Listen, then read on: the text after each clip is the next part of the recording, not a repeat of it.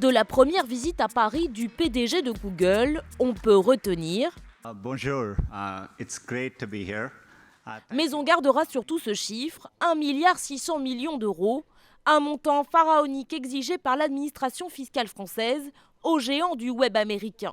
Bercy reprocherait à Google de n'avoir déclaré qu'une infime partie de son chiffre d'affaires réel en France, un jeu de cache-cache réalisé grâce à un solide plan d'évasion fiscale.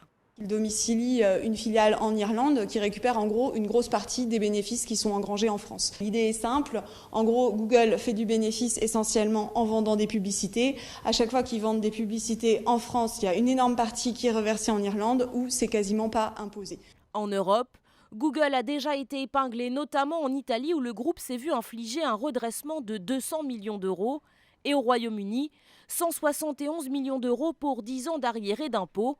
Une somme que le célèbre moteur de recherche avait réussi à négocier.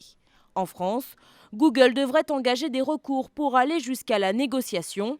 Coïncidence du calendrier ou non, Emmanuel Macron, le ministre de l'économie, recevait hier Sundar Pichai, le PDG de Google. Mais selon une source proche du dossier, l'affaire n'était pas à l'ordre du jour.